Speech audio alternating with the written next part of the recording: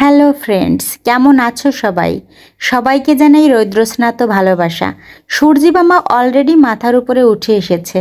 আমরা চলেছি রাস্তায়। ওই যে আমার স্কুল দেখা যায়। এদিকে গরু রাস্তার মাঝখানে শুয়ে আছে। উঠতে বললেও তো উঠবে না, এরা খুবই সাহসী গরু। আমরা একটা ভ্যান নিয়ে বেরিয়ে পড়েছি রাস্তায়। কেন বেরিয়েছি? আমরা আজ আবার তালবীজ সংগ্রহ করব।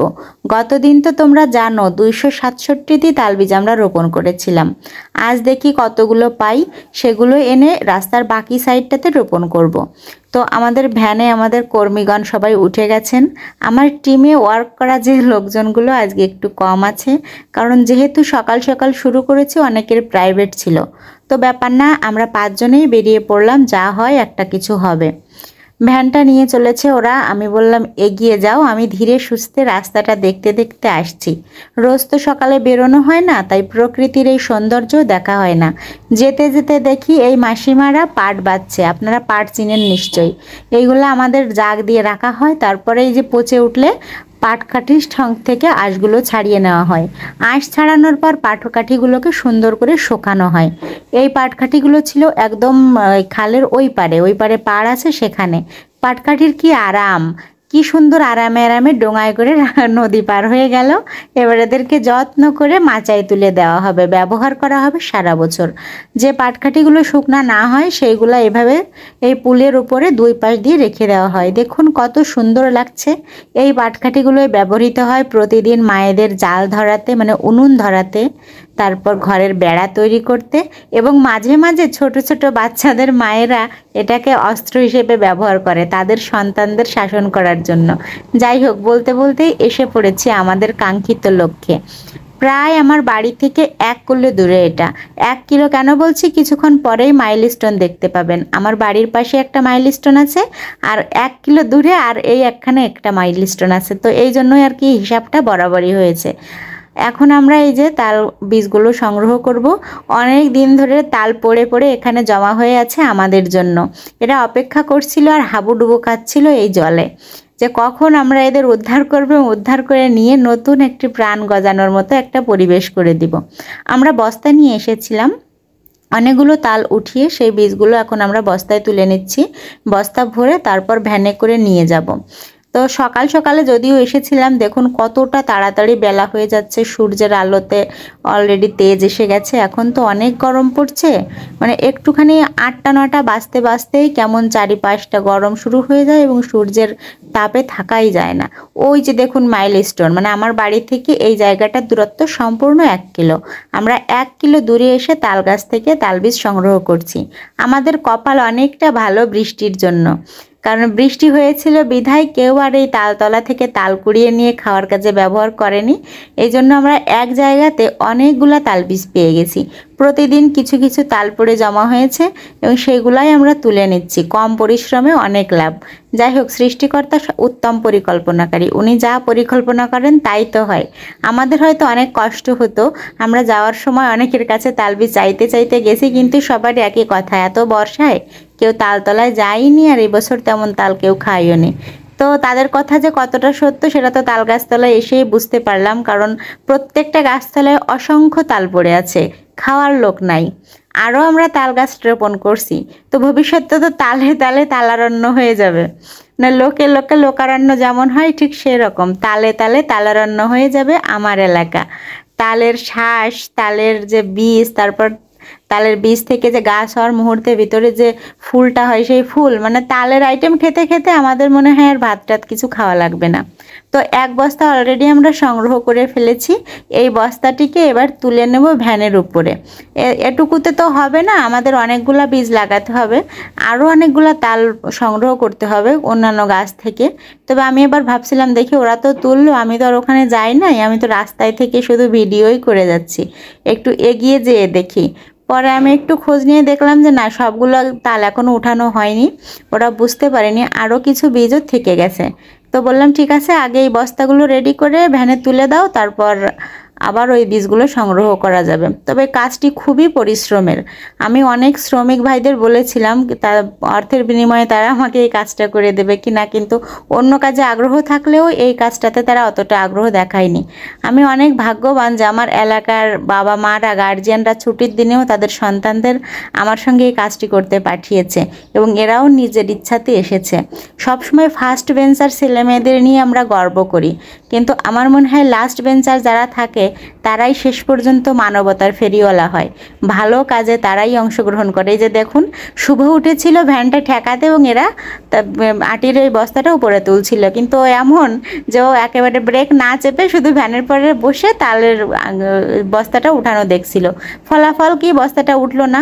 এই ছোট ছোট শিশুরা এত পরিশ্রম করে এত বড় একটা ভারী বস্তা পুনরায় সে তা ভ্যানে তুলে দিল। যাই হোক, ওদের মনের জোরেই ওরা এই কাজগুলো করতে পারছে, কারণ এত ছোট মানুষ, এদের গায়ের শক্তির থেকে মনের শক্তি অনেক বেশি, এবং এই শক্তিটাকে যদি ভালো কাজে ছোটবেলা থেকেই লাগায় তো আশা করি বড় হয়ে ওরা মানে খুনি হবে না বা ওরা খারাপ মানুষ হবে না। আমি অত্যন্ত আশাবাদী এদের নিয়ে, যে স্কুলে এরা একটি প্যারাগ্রাফ লিখে আমাকে খুশি করতে না পারলেও সামাজিক কাজে এদের ফ্লুয়েন্সি, এদের আগ্রহ আমাকে মানে এক প্রকার চোখে জল এনে দেয়, যে এরা এত আগ্রহ নিয়ে কাজগুলো করছে। সেই সঙ্গে আমার প্রতিবেশীরাও অনেক ভালো, তাদেরকে অসংখ্য ধন্যবাদ, কারণ তারা সহযোগিতা না করলে কখনোই এই কাজটা আমি করতে পারতাম না। এই যে ভ্যানটি দেখছেন, এটাও আমার এক প্রতিবেশীর বাড়ি থেকে চেয়ে নিয়ে আসা।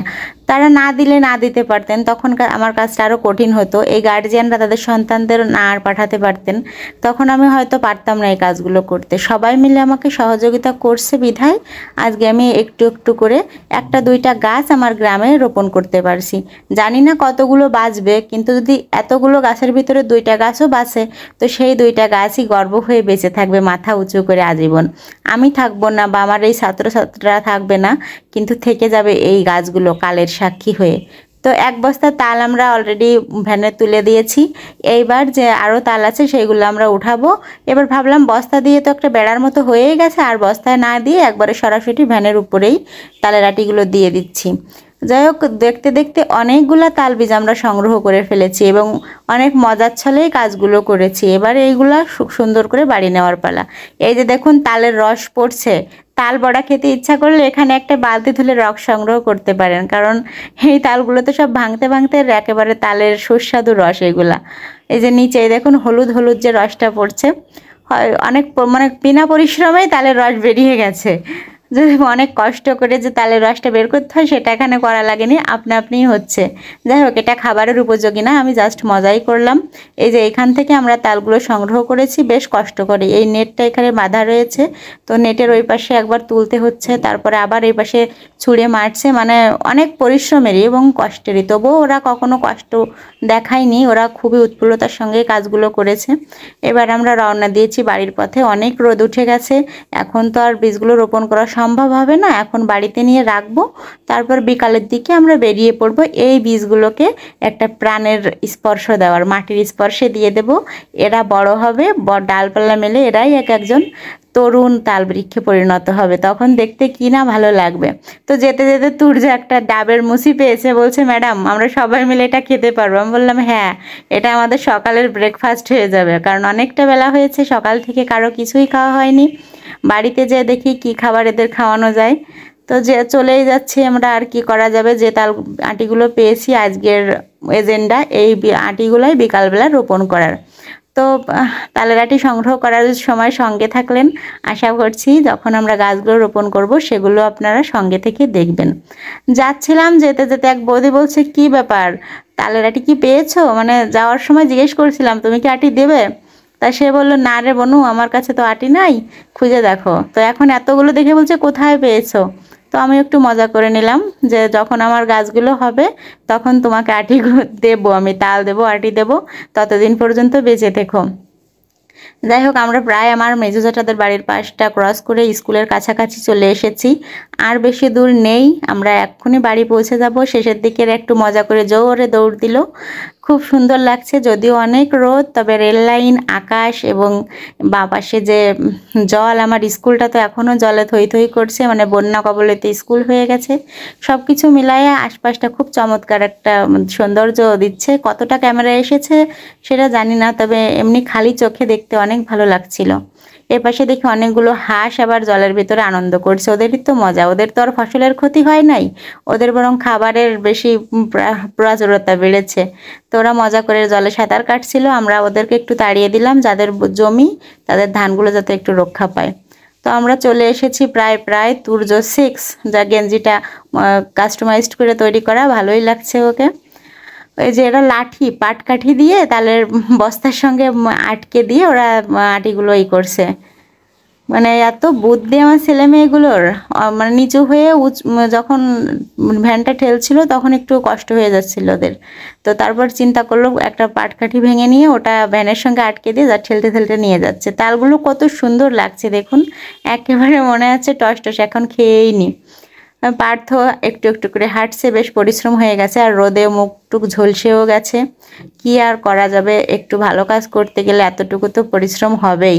আমি তো তোমাদের কাছে সারা জীবন কৃতজ্ঞ থাকবো যে তোমরা আমার একটা পাগলামির সঙ্গী হয়েছিলে। অনেক বুঝদার মানুষকেও পাই নাই অনুরোধ করেও, অর্থের বিনিময়েও পাই নাই, কিন্তু তোমরা বিনা স্বার্থে আমার একটা কাজের বা আমার একটা পাগলামি যে সঙ্গী হয়েছে, এটা আমি কখনো বলতে পারবো না। আমার প্রিয় শিক্ষার্থীরা, তোমরা এরকম ব্যাক বেঞ্চারই থাকো, ফার্স্ট বেঞ্চার হওয়ার দরকার নেই, তবে মনে মানবতা আসুক, মনুষ্যত্ববোধ আসুক, প্রকৃতি প্রেম আসুক। তোমাদের দিয়ে যেন নামি দামি বিশ্ববিদ্যালয়ের যেমন দৃশ্য এখন আমরা দেখছি, সেরকম দৃশ্য যেন তোমাদের হাতে তৈরি না হয়। শুধু এইটুকুই তোমাদের কাছে অনুরোধ, আশা করি হবেও না। ছোটবেলা থেকে যারা ভালো কাজের সঙ্গে যুক্ত থাকবে, তাদের জীবনটা একটা পরিচ্ছন্ন পরিবেশে বেড়ে উঠবে, যারা একটা ভালো পরিবেশ পেয়ে বড় হবে, তারা কখনো এরকম খারাপ মানুষ হতে পারে না। আসলে সব কিছুর জন্য পরিবেশই দেয়। আমার আর একটা স্টুডেন্ট, ও সকালবেলা আসতে পারেনি, তো এখন জয়েন হলো, ওকে বললাম তো বিকালবেলা চলে আসতে, আর বিকালে আরও যারা যারা আসবে আমরা সবাই মিলে মজা করে এই আটিগুলো রেল লাইনের পাশ ধরে রোপণ করে দিব। তারপর একদিন সুন্দর সুজলা সুফলা তাল বৃক্ষ আমাদের ছায়া দেবে, ফল দেবে, অক্সিজেন দেবে। বাহ, আর কি চাই। বলতে বলতেই চলে এসেছি আমাদের বাড়িতে। এই জায়গাটা মানে আমাদের বাড়ি রাস্তা থেকে বেশ নিচু, ছোট ছিল অর্ক, ও পারবে না, তাই তুর্য এগিয়ে আসলো। এই মহানুভবতা, এই সহানুভূতি, এই কোঅপারেশন এখন থেকে এদের ভিতরে তৈরি হয়ে গেছে। আশা করে ওরা জীবনের অন্তিম পর্যন্ত বজায় রাখবে। তো আর কথা না বাড়াই, অনেক বকবক করলাম, দেখা হচ্ছে বিকালবেলা। এখন ভ্যানটা এখানে রেখে আমরা সবাই মিলে একটু ফ্রেশ হয়ে খাওয়া দাওয়া করে যে যার মতো বাড়িতে চলে যাব। তারপর আবার বিকালবেলা একসঙ্গে হব, এই তালবীজগুলো রোপণ করব। ততক্ষণ পর্যন্ত ভালো থাকুন, সুস্থ থাকুন, দেখা হচ্ছে আগামী ভিডিওতে। ভিডিওটি ভালো লাগলে লাইক, কমেন্ট, শেয়ার করে পাশে থাকবেন। আপনি একটি শেয়ার করলে অনেকের কাছে এই তথ্যগুলো পৌঁছে যাবে, এবং সেও বলা তো যায় না, উদ্বুদ্ধ হতে পারে এমন ইউনিক কিছু ভালো কাজ করার। ধন্যবাদ।